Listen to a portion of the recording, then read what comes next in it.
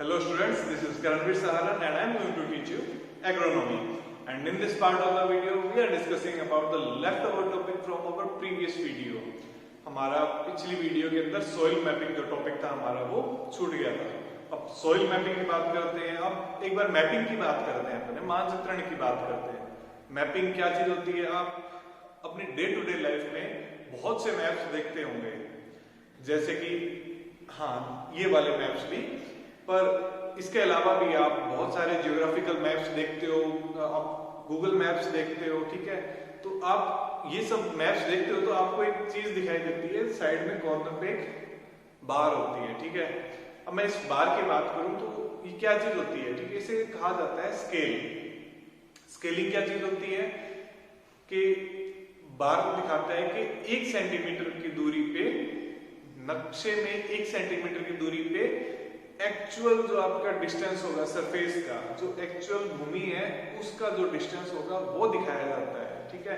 उसके अंदर लिखा होता है रेशियो, 1:25,000, 1:4,000, 1:10,000, 1:50,000, इवन 1 मिलियन तक, 1:1 मिलियन तक लिखा होता है, ठीक है. रेशियो का मतलब क्या होता है? आपका ये मैथमेटिकल टर्म है रेशियो, जिसे हम अनुपात भी बोलते हैं, ठीक है. अब उदाहरण लेके चलो कि 1:100 है, ठीक है. अब 1:100 क्या चीज होगी? 1 हो गया, इसके अंदर 1 हो गया आपका न्यूमिनेटर और 100 हो गया आपका डिनोमिनेटर. न्यूमिनेटर क्या शो करता है? न्यूमिनेटर मैप्स की बात करें तो न्यूमिनेटर यहाँ पे शो करता है जो आपका डिस्टेंस ऑन द मैप है, ठीक है. आपके जो नक्शे के ऊपर जो डिस्टेंस है, ठीक है, आपका चाहे नक्शा A4 साइज पे हो, आपका पोस्टर साइज का नक्शा हो, बड़ा नक्शा हो, ठीक है. जो न्यूमिनेटर है वो शो करेगा कि जो नक्शे के ऊपर जितनी दूरियां हैं आपकी, ठीक है, उस चीज को शो करेगा, नक्शे की स्केलिंग को शो करेगा. जो आपका डिनोमिनेटर है वो शो करेगा आपको जो नीचे जो आपकी एक्चुअल धरती है, ठीक है, या जहां जिस सरफेस का आपने वो मैप बनाया है, ठीक है, डिस्टेंस ऑन द सरफेस, ठीक है, actual distance on the surface.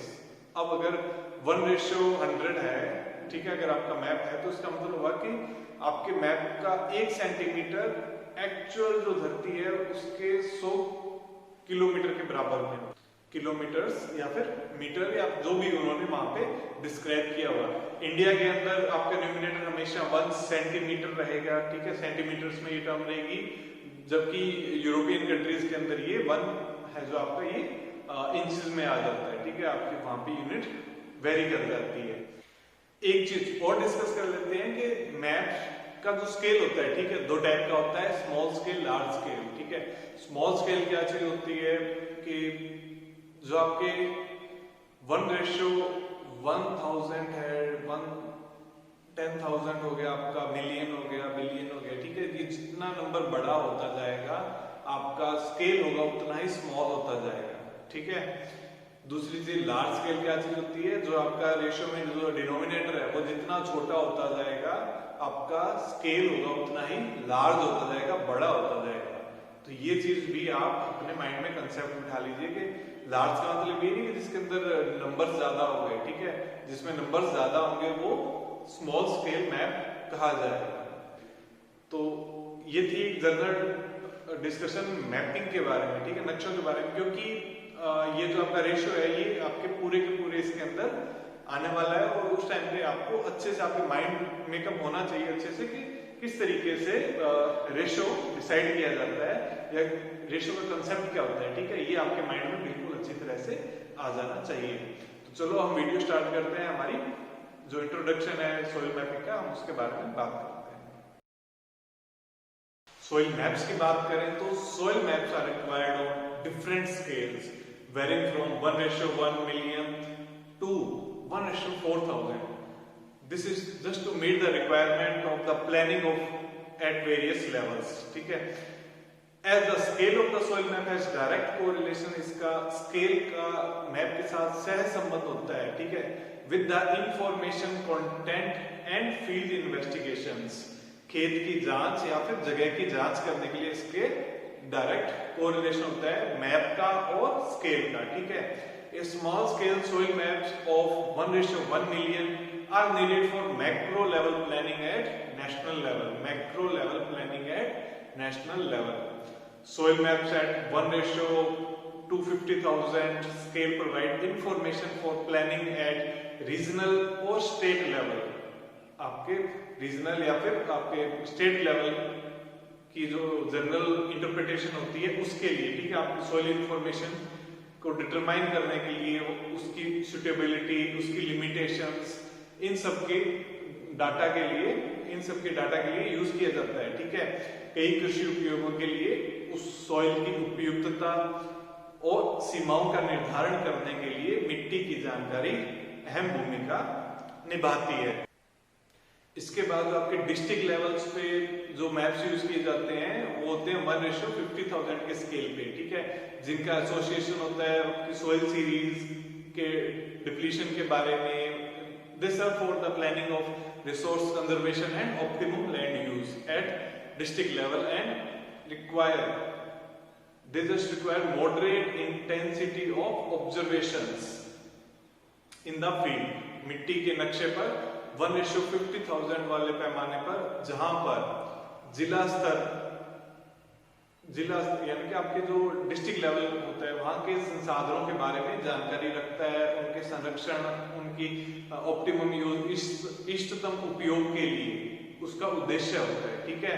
और आगे जाके उनकी रिसर्च करना या फिर किस तरीके से उनको मैनिपुलेट करना, एनालाइज करना उसका काम होता है।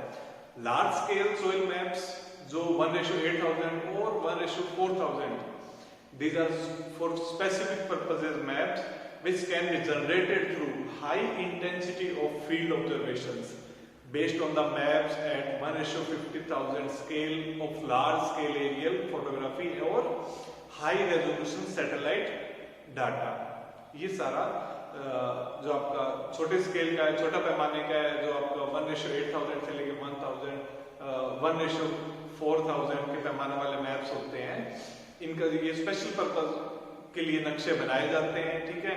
और ये आपके सैटेलाइट से या फिर हवाई चित्रण की मदद से बहुत ही हाई रेजोल्यूशन पे, ठीक है, इनका बनाया जाता है, आधारित होते हैं ये हाई रेजोल्यूशन के ऊपर। और सिमिलर इंफॉर्मेशन, ठीक है, सिमिलर इंफॉर्मेशन जो आपके लार्ज स्केल का स्मॉल स्केल वाले होते हैं वही देते हैं, पर इनके अंदर जो डाटा होता है इनका, ठीक है, वो बहुत ही ज्यादा कंसाइज होता है, बहुत ही ज्यादा सोफिस्टिकेटेड, यानी कि बहुत अधिक डाटा आपको इनके अंदर मिल जाता है, ठीक है। आपका मैप जितना ज्यादा स्मॉल स्केल का होगा उसके अंदर उतनी ही ज्यादा इंफॉर्मेशन, उतना ही प्रिसाइजली होगा, ठीक है, उतना ही सटीक होता जाएगा वो मैप, उसके अंदर उतनी ही ज्यादा इंफॉर्मेशन आती जाएंगी, और इस तरीके से ये मैप काम करते हैं। और इसी तरीके से जो आपकी डिग्रेडेड लैंड होगी, सॉल्ट अफेक्टेड सॉइल्स होगी, लवणयुक्त मिट्टी होगी, और इरोजन जहाँ पे ज्यादा हो रहा है, या वाटर लॉगिंग एरिया जहाँ पे पानी खड़ा है जिसे हम सेम कहते हैं, ठीक है, या फिर जूम कल्टीवेशन के लिए, शिफ्टिंग कल्टीवेशन जो त्रिपुरा में प्रैक्टिस की जाती है, उनके लिए स्ट्रेटेजीज बनाना, उनका कंजर्वेशन का काम करना, उसके जमीन को डिग्रेड होने से बचाना, ये सारा काम करता है आपका सोइल मैपिंग। अब सोइल मैपिंग के अंदर आपके रिमोट सेंसिंग का बहुत बड़ा योगदान रहता है। किस तरीके से, आइए हम जानते हैं, ठीक है। रिमोट सेंसिंग क्या चीज होती है, आपको पता है कि रिमोट सेंसिंग आप दूर बैठे ही पूरा का पूरा डाटा ले सकते हो बिना वहां पे जाए हुए, ठीक है। और रिमोट सेंसिंग की जाती है सैटेलाइट्स की मदद से, आपने सारा पिछली वीडियोस में देखा था। अब क्या होता है कि हालांकि जो परंपरागत मिट्टी सर्वेक्षण होता है, ठीक है, वो मिट्टी की जानकारी प्राप्त करने में सब्जेक्टिव होता है, समय लेता है, श्रमसाध्य होता है, ठीक है। तो रिमोट सेंसिंग का इसके अंदर खास योगदान होता है, ठीक है। Now remote sensing techniques have significantly contributed speeding up conventional soil survey programmes. Remote sensing ने इनकी जो स्पीड थी वो बढ़ा। पारंपरिक दृष्टिकोण से देखें तो जो मैपिंग होती है आपका, ठीक है, इसका 80% काम मिट्टी की पहचान, मिट्टी के प्रकार, उनके अंदर फर्क, सीमाओं को मापने के लिए, ठीक है, मिट्टी की प्रोफाइल में ही खर्च हो जाता है। तो जो आपका टोपोग्राफिकल स्टडीज होती हैं, ठीक है, उन कार्यों के लिए केवल 20% ही मेहनत करनी पड़ती है, ठीक है। अब सारा 80% आपका रिमोट सेंसिंग संभाल रहा है, बाकी 20% हमारा जो टोपोग्राफिकल स्टडीज है उसके लिए हमें खुद को मेहनत करनी पड़ रही है। अब जो आपका रिमोट सेंसिंग है वो क्या करता है कि जो आपकी हवाई तस्वीर है, ठीक है, हवाई चित्रण हो गया, एरियल फोटोग्राफी होगी, ठीक है, और उपग्रह यानी क्या सैटेलाइट डेटा है, उसके साथ सोइल मैपिंग के मामले में कॉम्पैक्ट इमेज के कारण मिट्टी के प्रकार, उसकी सीमाएं खोजने के लिए, ठीक है, बड़े एरिया में काम में लिया जाता है। रिमोट सेंसिंग तकनीकों से क्षेत्रीय काम करने में काफी सहायता मिलती है। अब जो आपका रिमोट सेंसिंग है, ठीक है, ये एरियल फोटोग्राफी और सैटेलाइट डेटा के साथ में जो आपकी सॉइल मैपिंग है उसमें एक कॉम्पैक्ट इमेज यानी कि सटीक डाटा, किसका मिट्टी का प्रकार हो गया, सीमाएं होगी, ठीक है, और भी बहुत सारी चीजें होगी, उनके लिए क्षेत्रीय काम को काफी कम कर देता है और पारंपरिक तरीकों से बहुत ज्यादा सटीक, ठीक है, कंपेयर करें तो उनसे बहुत ज्यादा सटीक हो जाता है, ठीक है। अब जो सैटेलाइट होती है वो इवन आपको भी पता है कि ये लगभग 3 दशकों से काम में ली जा रही है मैपिंग करने के लिए, ठीक है, और बहुत ही ज्यादा प्रिसाइजली मैपिंग हो रही है, ठीक है। Now the remote sensing data from Landsat MSS satellite है, these are used for mapping of the soil and for the degraded soils, जो आपकी सॉल्ट अफेक्टेड सॉइल होगी, शिफ्टिंग कल्टीवेशन वगैरह हो गया, इन सब के लिए सैटेलाइट्स यूज की जा रही है। इसके अलावा आपकी जो लैंडसैट TM होगी, IRS सैटेलाइट्स होगी इंडिया की, वो भी यूज में आ रही है, जो 1:50,000 के अनुपात पर एक higher resolution, higher spectral data के अंदर ये काम कर रही है। और ये सारा काम हो रहा है डिपार्टमेंट ऑफ स्टेट या फिर डिपार्टमेंट ऑफ इंडिया, ठीक है। इनका एक प्रोजेक्ट था, ठीक है, उस प्रोजेक्ट का नाम था integrated mission for sustainable development. इसके अंदर क्या किया इन्होंने सोइल की मैपिंग की 1:50,000 के स्केल पर अबाउट 175 डिस्ट्रिक्ट्स और blocks within the country, India के अंदर, ठीक है। Now with the availability of pan data with 5.8 million spectral resolution, ठीक है, ये क्या काम किया था आपकी जो IRS सैटेलाइट है उसकी मदद से। IRS 1CD उस सैटेलाइट का नाम था। अब पैन डाटा क्या होता है, ठीक है, सैटेलाइट्स मुख्य रूप से 2 प्रकार का डाटा शेयर करती है, जिसमें से एक होता है MS डाटा, जिसे हम मल्टी स्पेक्ट्रल डाटा कहते हैं, ठीक है, ये हमने पढ़ा हुआ था, ठीक है। और इसमें क्या होता है कि आपकी जो रंगीन फोटोज होती है, वीडियोज होती है, वो हमें देखने को मिलती है। ये सारा डाटा होता है, ये सारा विजिबल स्पेक्ट्रम के अंदर होता है सारा डाटा। दूसरा हो गया आपका पैन डाटा, ठीक है। पैन क्या होता है, पैनक्रोमैटिक डाटा कहा जाता है इसे। इसके अंदर क्या होता है, ब्लैक एंड व्हाइट इमेजेस आती है, क्योंकि यह जो आपका बैंड होता है, ठीक है, विजिबल से लेके NIR सारा एक ही फोटो के अंदर कवर कर लेता है, ठीक है, और उस सारे बैंड को एक ही बैंड बना देता है, ठीक है। और इससे क्या होता है कि जो आपका डाटा है, ठीक है, उसको एक अलग डायमेंशन में समझने में हमें मदद मिल पाती है।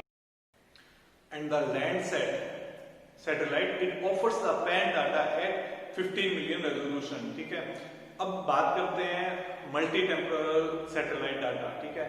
क्या होता है कि it is being used for monitoring salt affected soils on operational basis, ठीक है। सॉल्ट अफेक्टेड सॉइल्स के डाटा के लिए इसका यूज किया जाता है। Now satellites data that also have been utilized in qualitative assessment of soil erosion in northeastern states of Manipur, Tripura and Arunachal Pradesh and to monitor eroded soils, ठीक है, and shifting cultivation areas in Tripura. Similarly, remotely sensed data from TM and IRS LISS 7th satellites have also been used in studying the ravine lands, waterlogged areas and the impact of mining on forest environment, ठीक है।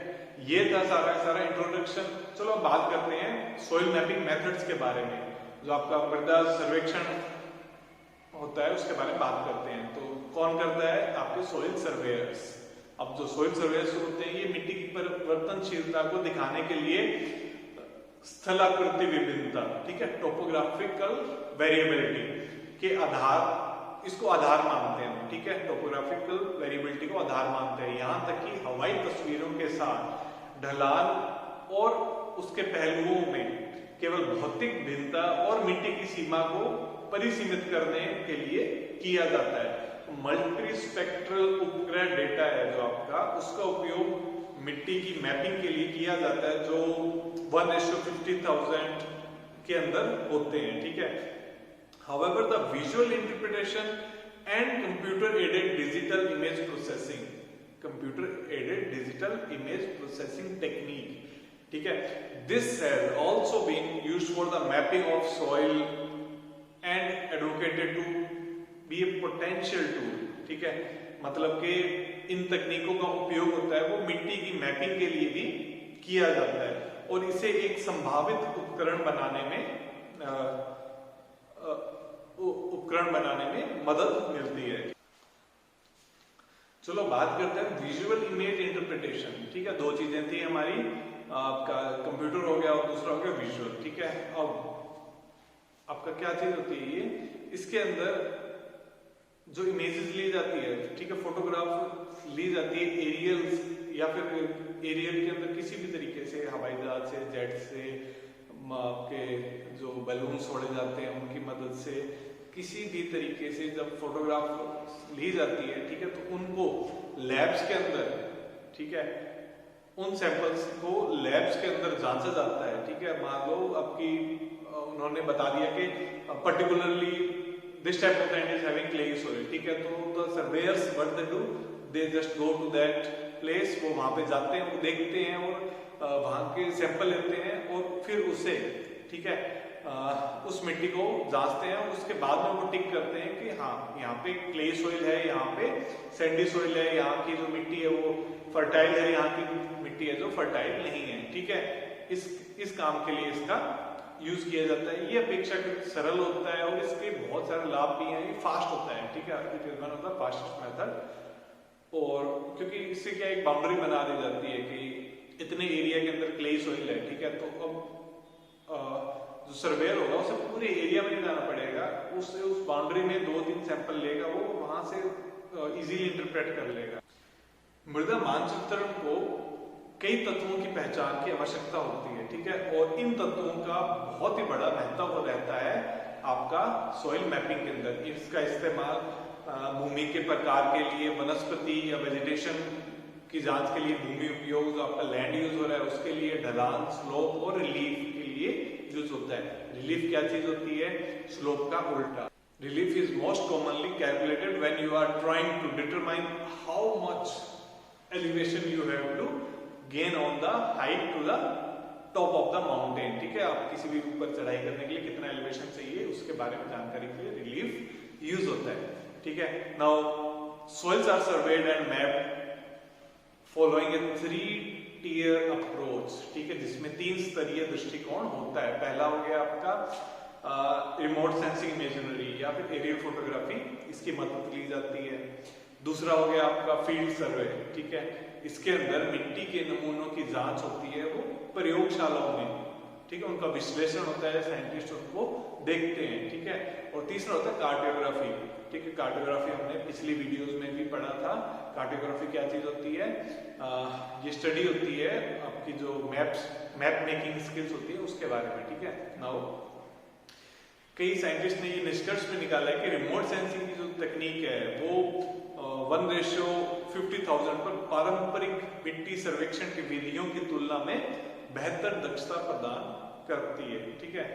अब इसके बाद हम बात करते हैं जो हमारा कंप्यूटर एडेड अप्रोच है, ठीक है, दूसरा पॉइंट है ये। अब कंप्यूटर एडेड अप्रोच क्या होती है, या फिर कंप्यूटर की बात करें, ठीक है, कंप्यूटर जो रिमोट सेंसिंग का न्यूमेरिकल एनालिसिस जो डाटा होता है, न्यूमेरिकल डाटा हो गया, ठीक है, आपका डाटा आया, न्यूमेरिकल डाटा आया, उसका एनालिसिस हुआ, तो उसको बहुत ही तेजी से उसका विश्लेषण करता है और आवश्यकता के कारण विकसित उसको किस तरीके से, मतलब हमारे लिए एक सरल बना देता है, ठीक है, और ये बहुत ही फास्ट करता है, बहुत ही तेज करता है, तो इसके लिए कंप्यूटर का यूज किया जाता है। अब कंप्यूटर एडेड टेक्निक्स की बात करें तो कंप्यूटर एडेड तकनीक के वर्गीकरण को, ठीक है, वर्णनात्मक विविधताओं, spectral variation for the classification के लिए यूज किया जाता है, ठीक है। अब रिमोट सेंसिंग में पैटर्न्स की पहचान, जो आपका होमोजेनियस एरियाज होते हैं, सजातीय क्षेत्र होते हैं, ठीक है, उनकी पहचान में सहायता करता है आपका रिमोट सेंसिंग और कंप्यूटर की मदद से, ठीक है, जिसका उपयोग विस्तृत क्षेत्र की जांच करने और रिमोट सेंसिंग और फील्ड मापदंडों के बीच मॉडल तैयार करने के लिए एक आधार के रूप में किया जाता है। अब जो पारंपरिक जो सोइल सर्वेक्षण था या फिर सोइल कार्टोग्राफी थी, ठीक है, उसके साथ साथ जो प्रमुख समस्या थी वो थी सीमा का सटीक परिसीमन करना, ठीक है। अब जैसे बोल सकते हैं कि जैसे accurate delineation of the boundary, क्या चीज होती है, जैसे किसी भी मिट्टी की या फिर किसी भी चीज के बाउंड्री निर्धारित करना कि ये पहाड़ है तो इसकी बाउंड्री है, यहाँ तक इसकी पेरिफेरी है, ठीक है, इस तरीके की। यहाँ पे वेजिटेशन, यहाँ पे ग्रीन कवर है, यहाँ पे आपका डेजर्ट एरिया है, इस तरीके से वो हमें यूज करते थे, मतलब हम कंप्यूटर का यूज करते थे रिमोट सेंसिंग के साथ में इस टाइप के डाटा को और अच्छा प्रिसाइज करने के लिए, ठीक है। अब हालांकि जो आपका ट्रांसडिसिप्लिनरी और एकीकृत दृष्टिकोण है, ठीक है, इंटीग्रेटेड जो आपका दृष्टिकोण है, इसके साथ साथ सटीक मिट्टी सीमा परिसीमन के लिए एक स्वचालित विधि है जो आपका कंप्यूटर सिस्टम है, इसकी आवश्यकता होती है। इंग्लिश में कहेंगे कि there is a need to have an automated method for the accuracy of soil boundary delineation with the transdisciplinary and integrated approach, ठीक है। तो ये था हमारा सॉइल मैपिंग के बारे में। इतना ज्यादा ऐसे वास्ट नहीं है सॉइल मैपिंग के बारे में, जो आपका टॉपिक है वो भी छोटा है, इवन एक बस थोड़ा सा कंसेप्ट समझने की देर है, टॉपिक इतना ज्यादा डिफिकल्ट भी नहीं है। जब आप कंसेप्ट समझ आ जाएंगे किस तरीके से किया जाता है या फिर कौन कौन से टूल्स इसके अंदर यूज होते हैं, जैसे आपके एरियल फोटोग्राफी यूज हो गया, रिमोट सेंसिंग यूज हो गया, आपके कंप्यूटर एडेड टेक्निक्स यूज होगी, ठीक है, विजुअलाइजेशन यूज हो गया, ठीक है। आप इस तरीके से कार्टोग्राफी भी बहुत इंपॉर्टेंट रोल प्ले करती है। तो ये सारी चीजें आपस में जब मिलती हैं, आपस में जब इंटीग्रेट होती हैं, तो आपका सॉइल मैपिंग कंप्लीट हो जाता है, ठीक है। इनमें से कोई भी चीज आप ऐसा नहीं कि अधूरी छोड़ सकते हो या फिर कोई भी ऐसी चीज है जो एक दूसरे के पूरक नहीं हो, ठीक है। तो हमारा जो सॉइल मैपिंग का जो चैप्टर था वो हम यहीं पे खत्म करते हैं और नेक्स्ट वीडियो में एक नया टॉपिक प्रिसीजन एग्रीकल्चर से लेंगे, ठीक है। And so just in the last I would like to say if you are liking the videos, if you are disliking the videos, just let me know why are you किस तरीके से आपको मदद मिल रही है कि वीडियोस के अंदर जो आपके कंसेप्ट्स हैं वो क्लियर हो रहे हैं नहीं, या फिर जो आपको किसी भी तरीके का कोई भी सुझाव है, ठीक है, your suggestions are always welcome. और अगर आपको लगता है कि कोई टॉपिक ऐसा हो कि जो समझ नहीं आ रहा है या फिर कोई कंसेप्ट ऐसा है जो क्लियर नहीं हो पा रहा है, तो उसके लिए आप इवन आप कमेंट सेक्शन में बोल सकते हो या फिर व्हाट्सएप ग्रुप्स में भी डिस्कस कर सकते हैं अपने, ठीक है। So this was all for the day. We'll see you in the next video. Until then.